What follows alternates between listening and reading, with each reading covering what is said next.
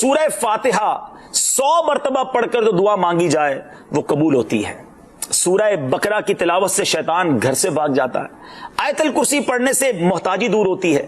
سورہ کہف کو ہمیشہ پڑھنے والا دجال کے فتنوں سے محفوظ رہے گا۔ والدین کی قبر پر ہر جمعہ سورہ یاسین کی تلاوت کرنے سے اس کی حروف کی تعداد کے برابر ان کے گناہ بخش دیے جاتے ہیں۔ سورہ الدخان پڑھنے سے مشکل دور ہوتی ہے۔ جو قریب المرگ ہو اس پر سورہ جاسیہ کا دم کرنے سے خاتمہ بالخیر ہوتا ہے۔ سورہ حجرات کا پڑھنا اور دم کر کے پینا گھر میں خیر و برکت کے لیے مفید ہے۔ سورہ قاف پڑھنے سے جو باغ ہوتے ہیں ان کے پھلوں میں کثرت ہوتی ہے۔ سبحان اللہ۔ سورہ رحمان 11 بار پڑھنے سے تمام مقاصد پورے ہوتے ہیں۔ سورہ واقعہ جو شخص روزانہ پڑھے گا اسے کبھی فاقہ نہ ہوگا۔ سورہ ملک کو ہر رات پڑھنے والا عذاب قبر سے محفوظ رہے گا۔ سورہ مزمل کو 11 بار پڑھنے سے ہر مشکل آسان ہو جاتی ہے۔ سورہ مدثر کو پڑھ کر حفظ قرآن کی دعا مانگنے سے قرآن کریم کا یاد کرنا آسان ہو جاتا ہے۔ جو بچے حفظ کر رہے ہیں ان کے لیے زبردست وظیفہ ہے۔ سورہ النازعات پڑھنے سے جان کنی کی تکلیف نہیں ہوگی۔ سورہ دحا پڑھنے سے بھاگا ہوا آدمی واپس آ جائے گا۔ سورہ علم نشرح کو جس مال پر پڑھ دیا جائے اس میں خوب برکت ہوتی ہے۔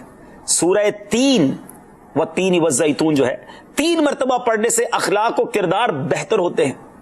سورہ علق میں جوڑوں کے درد کا علاج ہے۔ سورہ قدر جو صبح و شام پڑھے اللہ عز و جل اس کی عزت بڑھا دے گا۔ سورہ بینہ برس اور یرکان کا علاج ہے۔ جس آدمی یا جانور کو نظر لگی ہو اس پر سورہ عادیات کا دم مفید ہے۔ سورہ قارعہ پڑھنے سے بلاؤں سے حفاظت رہتی ہے۔ سورہ تکاثر کو 300 بار پڑھنے سے جلد قرض ادا ہو جاتا ہے۔ کئی لوگ کہتے ہیں جناب قرض بہت ہے، چلے قرآن کا وظیفہ لے لیں، الہاکم التکاثر، یہ جو سورت ہے 300 بار پڑھنے سے بہت جلد قرض اتر جاتا ہے۔ سورہ عصر پڑھنے سے غم دور ہو جاتا ہے۔ سورہ ہمزہ اور سورہ فیل دشمن کے شر سے حفاظت کے لیے، اور سورہ قریش جان کی حفاظت کے لیے بڑی مجرب ہے، بڑا کمال کا وظیفہ ہے۔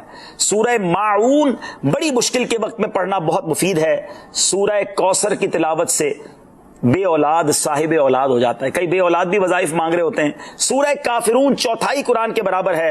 سورہ زلزال نصف قرآن کے برابر ہے۔ سورہ اخلاص 1/3 قرآن کے برابر ہے۔ اور سورہ فلق اور سورہ ناس سے جن اور شیطان اور حاسدوں کے شر سے حفاظت رہتی ہے۔